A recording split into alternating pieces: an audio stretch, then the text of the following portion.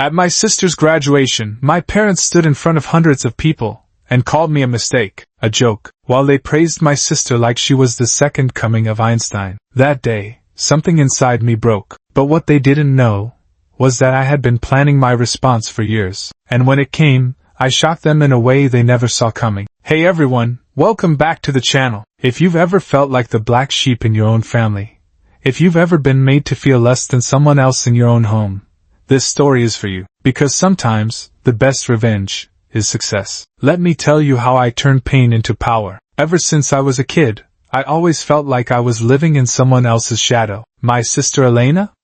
She was the golden child, the one who always got straight A's, played the piano flawlessly, and smiled politely at every family dinner. And me?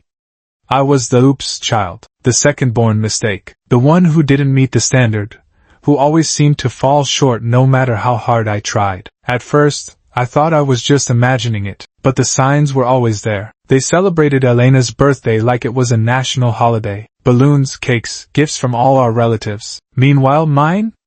Forgotten. Sometimes I didn't even get a card. They'd post her awards all over social media. And me?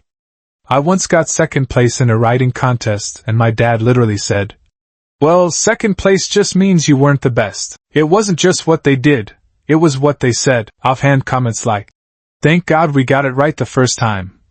Or, "You could learn a thing or two from your sister." It chipped away at me, until the day of Elena's graduation, when it shattered me completely. It was supposed to be a celebration, but for me, it was a humiliation. My parents got up to speak at Elena's graduation dinner. They raised their glasses, smiling proudly, and said, "We always knew Elena was special. She was our little star, our planned child. Unlike our second one, our little surprise package."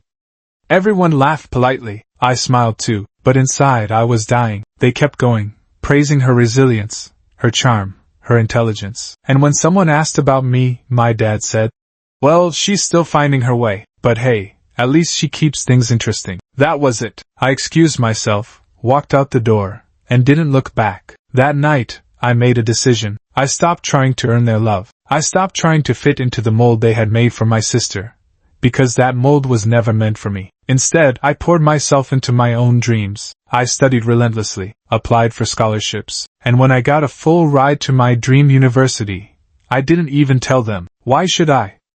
They never asked. I left home with no fanfare, no teary goodbyes, just a quiet determination to build a life where I didn't need their approval. And I did. I made friends who saw me for who I really was, professors who encouraged me. I thrived, while they faded into the background, until 2 years later, when the email came. It was from my parents, short, cold, almost desperate. "Your sister is going through something. She's lost her job, her savings, and she's using drugs. We need your help. We need to keep this quiet." No apology, no warmth, just concern for how it looked. I was torn. For so long, I had resented Elena, but now I saw her differently, not as my rival, but as another victim. I replied, advising them to get professional help, but they weren't interested in help.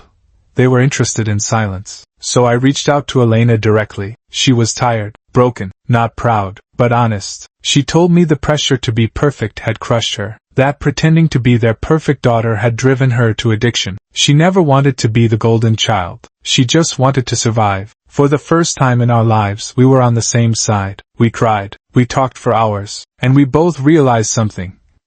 We had spent years resenting each other when it was our parents who created the war. They set the stage, they built the pedestal and told Elena to stand on it, while I watched from the ground. But we were both hurting. I told her I was sorry, not for being born, but for never reaching out sooner, and she said the same. That conversation didn't fix everything, but it started something new. Healing, not with our parents, but with each other. So here's what I learned. Sometimes the people who are supposed to love you unconditionally don't. Sometimes family isn't where you came from, it's who chooses to stand with you when it matters. And sometimes, the best way to respond to pain is to rise above it. I'm not perfect, I'm not Elena, but I'm me, and that's enough. If this story resonated with you, hit that like button and subscribe for more real, raw stories every week. And tell me in the comments, have you ever felt like the outsider in your own family? I read every message, and you're not alone. Thanks for listening. Stay strong, stay kind, and remember, your worth isn't defined by anyone but you.